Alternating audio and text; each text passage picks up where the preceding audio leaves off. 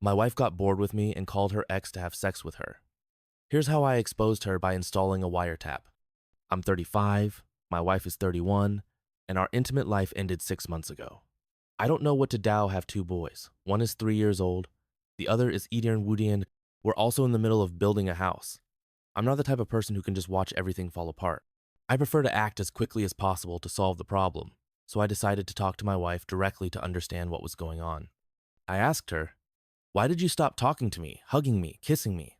Why do my touches irritate you? Why did you stop any signs of intimacy?" At first, she didn't want to talk, but in the end, she opened up. And what did I find out?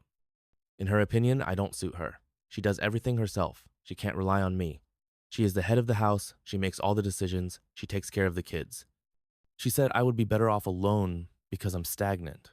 This was a shock to me, but I accepted her words and told her I understood her pain and would try to change my behavior so that she wouldn't feel stressed anymore. I love her so much that I chose to agree with her and not start an argument. However, I have my own opinion. There are thoughts that keep me awake at night, and there is a huge red flag that led me here. Her accusations are far from the truth, at least, in my opinion. I truly believe that I'm a good husband. I work from home for 8 to 9 HRs, but after work, I also take care of our boys. I play with them, feed them, take the older one to swimming lessons, put them to bed, and so on. If needed, I also wake up at night. Besides taking care of the kids, I also manage the house. I wash the dishes, buy groceries, do some cleaning, although my wife prefers to do it herself because she thinks I'm not very effective at it, take care of the car, oversee the house construction, and so on. I do a lot to make her life easier. I understand that having two small children is tough. Some people just can't sit on the couch for more than 5 minutes without thinking about what else they could dow hat needs fixing, what business to start, what tasks remain. Her father is like that. I'm not. When the day ends, the kids are asleep, work is done, the house is clean. I prefer to watch a movie, play video games, and relax my mind. I'm also not someone who could start my own business. I'm good at my field and prefer to be told what to do and then do my job well. There are many people like me, and I'm not ashamed to admit it. I don't strive for a brilliant career. I don't dream of millions in my bank account. I'm just an ordinary, decent-looking guy who wanted a happy, healthy family and to earn a decent living. I realized that this started to annoy my wife, even though we were happy in our marriage for 4 years and happy in our relationship for another 5 before that. First conversation, our talk happened in December. After that, I started working against my own nature. I began making extra purchases, doing more house repairs, and basically stopped resting in the evenings. She liked it, but her attitude toward me didn't change. So I had to initiate a second conversation. Seeing how she treated me, I asked bluntly, "Do you want to save our marriage?" She answered, "I don't know." That was hard to hear. I then asked, "Do you want to go to couples therapy?" Again, she said, "I don't know." I told her, now is not the time for I don't know. Our kids might soon end up with parents who live separately. Hearing that, she agreed, so I had to find a therapist. She wasn't particularly interested in it. During our talk, she told me a few painful things. For example, "I married you to impress my parents and marry Sister Stowe, be a big, happy family, and have beautiful children." I also found out that she discussed our marriage with a local priest. In any case, I found a good therapist, and we went to our third session soon. We discovered that we have different love languages. I need physical touch, and she values acts of service. But even after therapy, she still doesn't give me physical affection or hugs. Nothing. After 2 sessions, I asked her, "Do you like therapy? How do you feel?" All she said was, "It's uncomfortable for me to share personal details with a stranger." When the therapist learned that we hadn't shared a bed for 6 months, she was shocked. My wife explained that she sleeps with the kids in one bed, and there's no space for me. The therapist replied, "That's a very bad example for the kids. If there's no space, go to IKEA and buy a single bed to put next to the big one." So I bought a bed, assembled it, and now I sleep there. Funny thing is, I still feel lonely. She lies far to the left, the kids in the middle, and I'm far to the right. My wife has slightly changed her story since our problems began. Now she says she has depression from staying home with the kids. She told me she said all those hurtful things because of overwhelming emotions. I would never say something like that to her under any circumstances, but apparently I had to believe her. She recently returned to work, and we hired a nanny. The only change in her behavior is that we started talking again. But I'm not just her friend, I'm also her husband. And we still have no intimacy. It doesn't seem like that will change.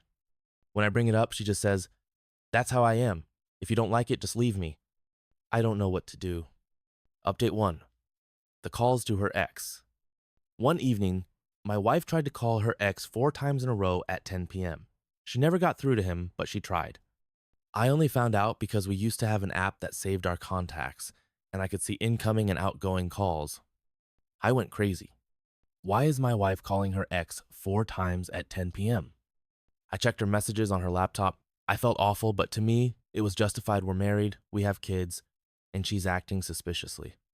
After the calls, she texted him, "I will keep calling until you answer me and talk to me like a normal person." When I asked her about it, she lied and said she hadn't called him. Then I showed her the call log. She had no choice but to admit she tried to reach him. I asked why, and she said it was just a return call. Knowing that she had texted him afterward, I asked if she had messaged him. She said no. Then I showed her the message. She explained that he had called her first, talked nonsense, and she hung up, telling him to get lost. Then she felt awkward and tried to call him back 4 times. Since he didn't pick up, she sent the message. He never replied. I don't know what to think. This happened around the same time she became distant from me. For her, it's nothing. But for me, any contact with an ex is a red flag. Update 2. The wiretap and the truth. I installed a voice-activated recorder in our car. After 3 days, I had the proof. She had a video call with her ex. They flirted, laughed, and talked about their future together. She told him she would visit him in July. I heard it all. Now I have to meet with a lawyer next week. I'll keep you updated. Update 3. The situation is clear. It all started in September last year, so I've been out of the picture for a long time. Now my wife doesn't want to spend a single minute with me in our rented apartment. She always finds an excuse to visit her parents, her sister, or her friends. Even when we put our kids to bed, she either goes to another room or just silently falls asleep. The recording speaks for itself. She told her ex she loves him. She said she wants to visit him, go on a vacation with him, marry him, and that she will leave me soon. They even discuss his favorite position in bed. So yes, they've been sleeping together. It's all there on the recording. The thing is, me wife doesn't know that I know all of this. Her family and friends don't know either. They think we're just going through a rough patch. We live in a small town with a population of about 20,000. We recently built a house, but it's still unfinished, so we haven't moved in yet. I have a strong feeling that my wife is going to file for divorce very soon. I see how hard it is for her to even be in the same apartment as me. She is barely holding it together. Her body language, her complete lack of communication, it's all clear. She wants me gone. And in 2 years, her lover will move back to our country to live with her in our house, with my 2 little sons. She mentioned in the recording that she gave him 2 years to return. People in town will accept this. She needs a father for her children, and no one will question her.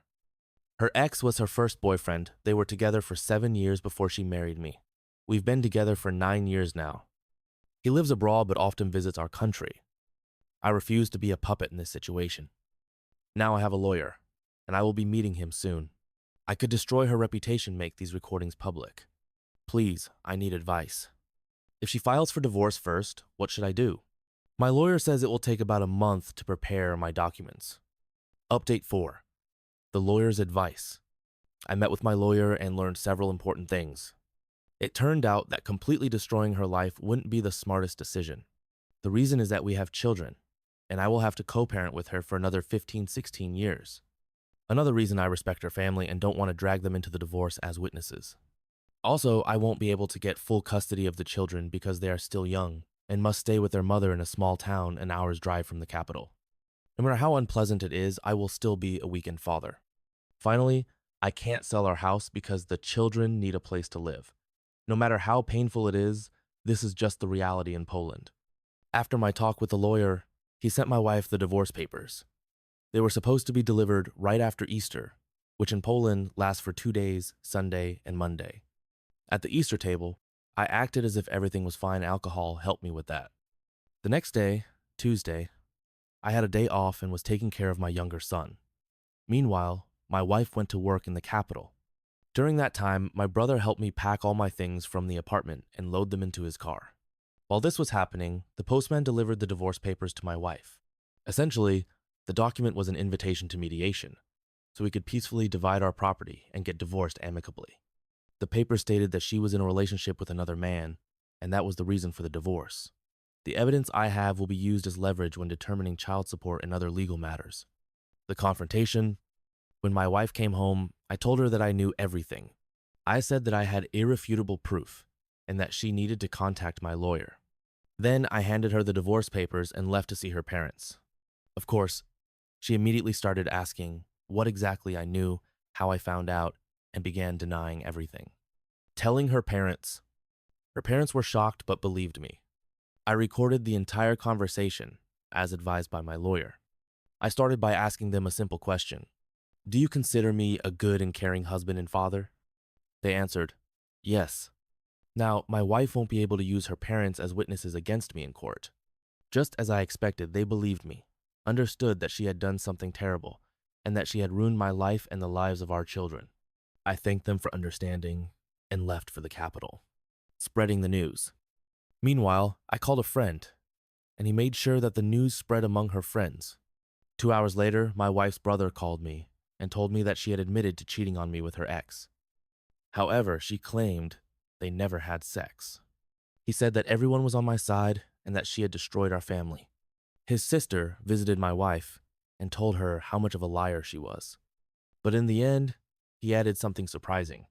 The marriage can still be saved. He explained that he cheated on his wife, she forgave him, and now they are happily married again. The response from her family then, her father called me.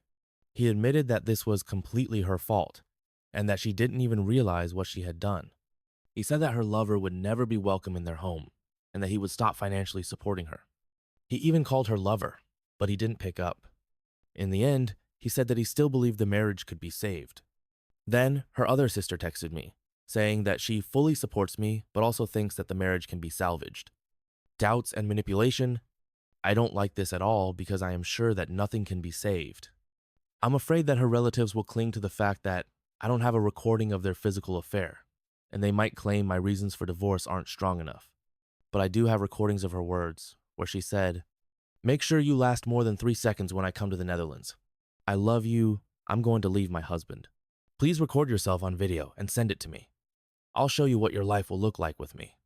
I'm giving you 2 years to come back here." This, along with her cold behavior toward me for 7 months, should be more than enough proof for me. Moreover, right after our confrontation, she told me that she never stopped loving him. For me, that's more than enough. Now she's trying to crawl back. As many of you predicted, she is now trying to come back after her family condemned her. She has already started sending me messages like, "I didn't know what I was doing. I can't imagine my life without you. I'm so sorry. We are waiting for you at home with the kids and hoping you will come back." She also said that she didn't want to tell me, that she had always loved her ex. Everyone is making me feel like I rushed into divorce. Her family is pressuring me, making me feel like I rushed into divorce just because I don't have proof of physical cheating and because she denies they slept together. Logically, it sounds believable, since the guy lives in the Netherlands, but he could have easily visited her here. Update 5, 5 weeks later. It has now been 5 weeks since I left, and my wife has never called me or tried to visit me. She had plenty of opportunities. She even drove past my parents' house, where I am currently living, but she only sent a few occasional messages. We also saw each other a few times when exchanging the kids, but she didn't even try to apologize. It was just hi and bye. Her family is contacting me more often. Meanwhile, her family has started reaching out to me much more frequently. Her father called me twice. Her mother sent me a dozen messages with links to Christian websites about forgiveness. One of her sisters texted me, saying she was very sorry and that this happened because my wife was possessed by some evil spirit. The other sister admitted that my wife ruined our family and doesn't expect me to take her back. Her brother even came to visit me and invited me for a beer. He wasn't trying to convince me of anything, he just had a normal conversation about what happened and what might happen in the future. Of course, he would like me to go back to my wife, but he didn't pressure me. The narrative has changed. All of these conversations boil down to the same thing. We can't believe she did this. We would love for you to go back to her, but we understand if you don't. Asterisk. But then the moment came when I made my final decision. My lawyer officially informed her lawyer that I cannot forgive her and want a divorce.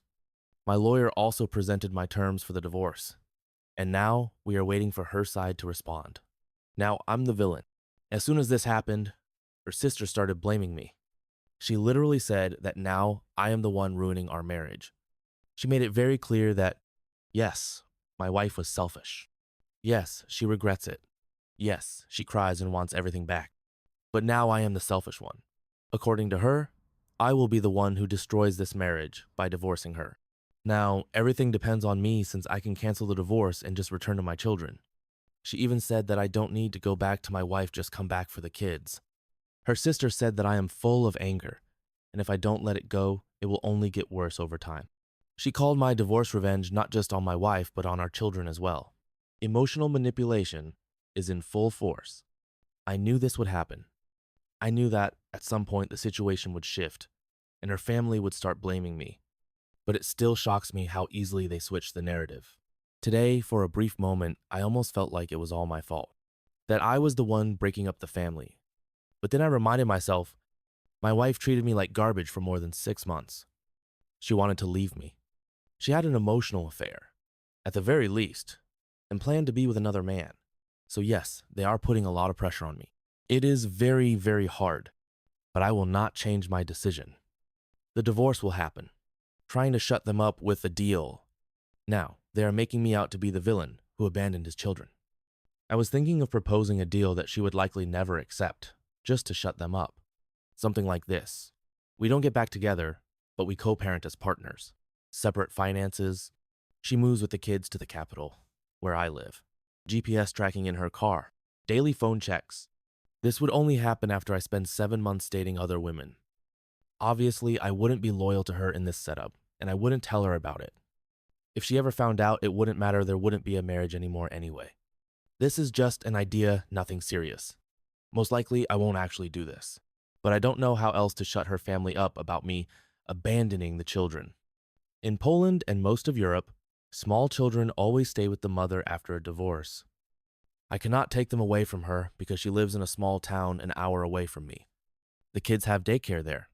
We can't do 50-50 its custody. I will be a weekend dad with the right to see them whenever I want. It's sad and painful, but that's the reality. Update 6. 2 months later. It has now been 2 months since I handed my wife the divorce papers and moved to the capital, which is an hour's drive from the small town where we used to live together. Now I live with my parents. I sleep on their couch in the living room. The dining table has turned into my workspace. My clothes are hanging on every chair around me. I work from home for 8 hours a day. After that, I usually help my elderly parents, 88 and 71 years old, with household chores, run errands, and take them to doctor's appointments. I also go to the gym or to the movies to distract myself from negative thoughts about what happened. Spending time with my kids, I see my children every weekend. My wife brings them to me on Fridays. I take them back on Sundays. These weekends are truly wonderful. When I'm with my kids, I feel genuinely happy. Paternity test results. I took a DNA test, and both boys are 100% mine. At least that's one thing I don't have to worry about. Divorce settlement issues. Right now, the financial settlement is unclear. I don't have my own place, I'm living with my parents, so I want a significant amount of money from my wife. My proposal. She takes over the mortgage on the house. She pays me a large sum of money to buy me out. She agreed to take the mortgage, but she only offered me 1/3 of the amount I am asking for. Her reasoning, that's the exact amount I invested in the house. But here's the problem. This situation wasn't my fault. I did nothing wrong. I need to live somewhere. 1/3 of my demand won't even help me buy an apartment. So the discussion between our lawyers continues. She might have to sell the house. The reason she's offering such a small sum is that she wants to keep the house. But when we last spoke, I found out that she might have to sell it anyway. Why? She might not be able to afford the mortgage and pay me the settlement. So we'll see how this plays out. Child support and logistics. Other financial matters such as child support also need to be discussed. She's demanding an amount that is way too high. She claims that I should be the one driving an hour each way to pick up the kids and bring them back. I disagree. She should bring them to me, and I will take them back. As you can see, she's responsible for all of this. Yet she's still arguing over the divorce terms. Invitation to a family event. Her sister invited me to her daughter's first communion last Sunday. I decided to go, just to spend more time with my boys. Everyone in the family already knows that my decision is final, so they didn't even try to talk me out of it. I just took care of my kids, while the rest of them ate and drank after the ceremony. But then, something happened. My wife's last attempt. At some point, my wife approached me and asked, "Is your decision final?" I looked her in the eyes and calmly said, "Yes, it is final. Nothing will change it." She didn't stop there. She started saying how much she regrets everything and how deeply sorry she is. She told me she broke up with her ex. She went to an exorcist, a Catholic priest, to cleanse herself of her sins.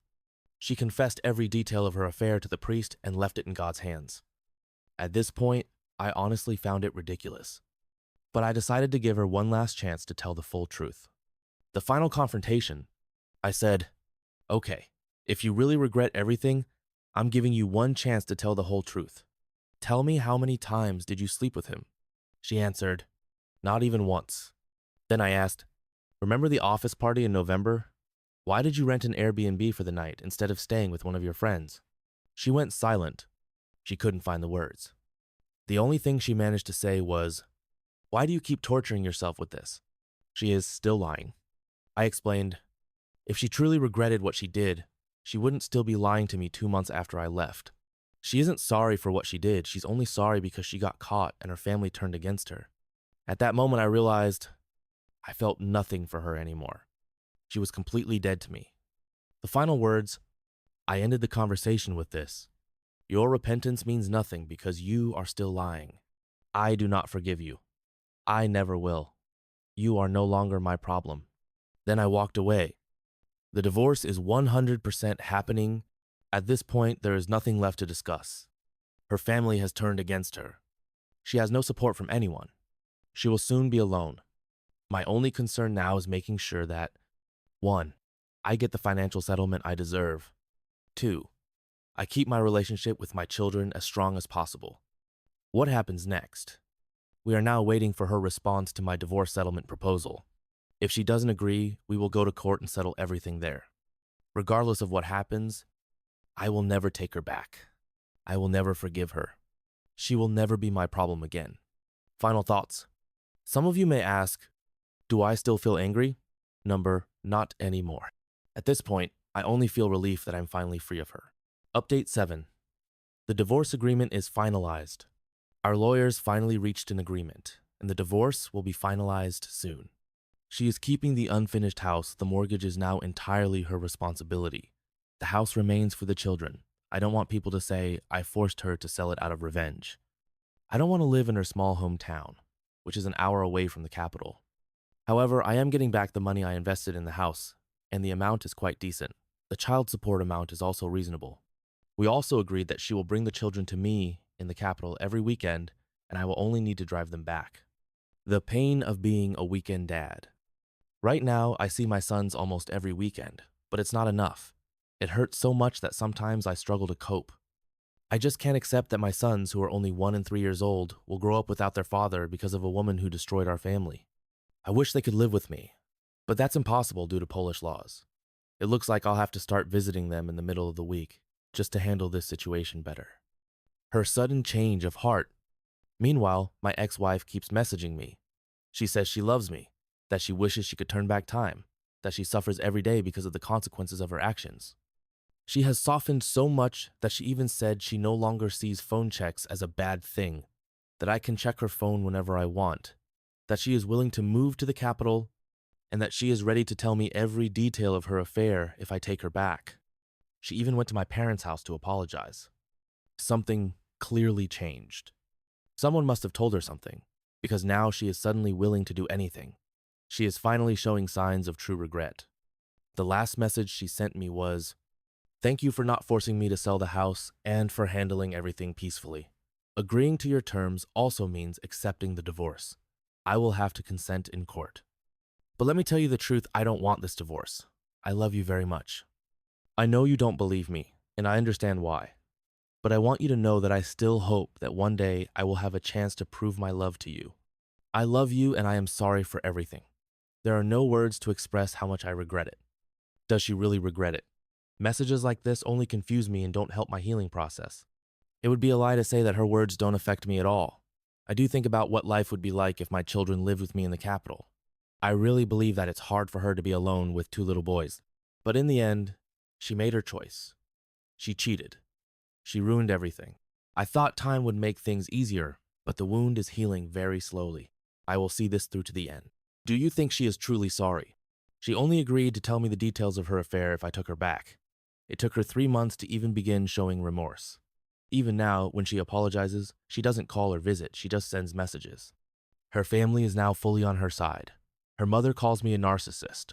Her sister claims I just want to profit from the divorce and abandon a woman with 2 small children. She tried to seduce me one last time. Yesterday, when I visited my kids, she invited me to stay the night. Of course, I left immediately. Update 8, 6 months later. Final thoughts. In such complicated situations, you end up asking yourself the same questions every day.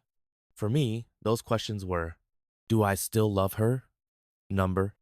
Would I go back to her for the sake of the kids? Number.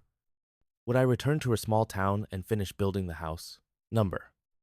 Would I ever feel comfortable knowing what she did? Number. The answer to all of them is a categorical no. Yes, I love my children endlessly and wish I could see them every day. Yes, I wish I could love her again, but I can't. Yes, I wish I could have my family back, but I can't. Yes, I wish I could forget everything, but I can't. One last attempt to save the marriage. At some point, I even offered her a second chance. The deal was simple. She moves to the capital with the kids, and she starts a new life with me there. She refused. She said she needs her family's help with the children. She won't sell the house because she wants the kids to have something for the future. When I told her, a family isn't just a house, it's a mother, father, and children together, she just stayed silent. That's when I realized there is no us anymore. There is no mutual agreement. There is no middle ground. Why I will never live in her hometown. I told her that I will never live in her small town because that's where her affair started. Her ex noticed her while driving by, and that's how it all began. Her ex lives abroad but visits his family 2 to 3 times a year. I don't want to worry about random encounters. That conversation ended there. Problems with the divorce agreement. We agreed that I take back the money I invested in the house, and she keeps the house for the kids. But now, she has a problem with it. Why? There's a clause in the agreement that prohibits her from selling the house until the kids turn 18. If she sells it before then, she must split the money with me 50/50ths. She says, that's unfair because I'm finishing the house with my own money. If I sell it, you'll take half of a fully completed home. I asked her, why are you even thinking about selling it? She replied, I don't know what the future holds. That's all I needed to hear. I cannot trust her. Now I'm considering forcing the sale of the house because I can't stand the idea of my kids growing up in a house built on lies. Update 9, the final message. Today she sent me this. I want you to answer my question. I'm asking here because if we spoke in person, we'd just end up yelling at each other. You've already told me what I did, and you don't want to talk about it anymore. Do you want to forgive me, put the past behind us, and rebuild our family? Or do you already know that you'll never forgive me and will never come back? Please think about it and let me know, do you want to save our marriage or not? My final answer, I told her, I deserve more than a conversation in a messenger. We'll talk in person. We met, and I gave her 2 conditions for a second chance. Move to capital with me and the kids. Cut all ties with her ex and his family. She refused to move. That was the end. What do you think? Let me know in the comments. Thanks for reading.